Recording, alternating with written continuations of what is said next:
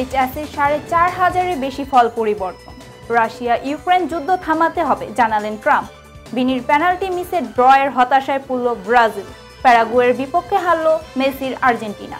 আমন্ত্রণ মাস্টার মিডিয়াতে দেখছিলেন সংবাদ শিরোনাম। দেশ বিদেশের আরও নানান খবর নিয়ে আপনাদের সাথে আছি আমি নুসরাত জাহান। এইচএসসি ও সমমান পরীক্ষার ফলাফলে সন্তুষ্ট না হয়ে খাতা চ্যালেঞ্জ করা ৪,৫৯৯ জন পরীক্ষার্থীর ফলাফলে পরিবর্তন এসেছে। এর মধ্যে নতুন করে জিপিএ 5 পেয়েছে ৬৮৬ জন শিক্ষার্থী। ফেল থেকে পাশ করেছে ১,০১১ জন শিক্ষার্থী, আর ফেল থেকে জিপিএ 5 পেয়েছে এক শিক্ষার্থী। গতকাল মঙ্গলবার এইচএসসি ও সমমান পরীক্ষার খাতা পুনর্নিরীক্ষার ফল প্রকাশ করা হয়। ৯টি সাধারণ শিক্ষা বোর্ড প্রকাশিত পুনর্নিরীক্ষণের ফল বিশ্লেষণ করে এসব তথ্য জানা গেছে। এই পর্যায়ে আন্তর্জাতিক। নবনির্বাচিত মার্কিন প্রেসিডেন্ট ডোনাল্ড ট্রাম্প বৃহস্পতিবার বলেছেন, আমার প্রশাসন রাশিয়া ইউক্রেন যুদ্ধ থামাতে দৃঢ়ভাবে কাজ করবে। আনাদোলু এজেন্সির এক প্রতিবেদনে এই তথ্য জানানো হয়েছে।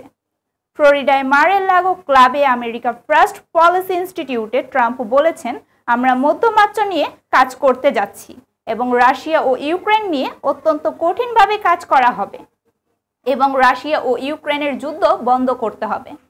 এবারে খেলার খবর। ফুটবল। ইনজুরি কাটিয়ে দলে ফেরাটা সুখকর হলো না ভিনিসিয়াস জুনিয়রের। হতাশার সঙ্গী হলো ব্রাজিলেরও। ব্যালন ডিওরের মতোই যেন এবার দলের জয়টাও খোয়ালেন অনাকাঙ্ক্ষিতভাবে।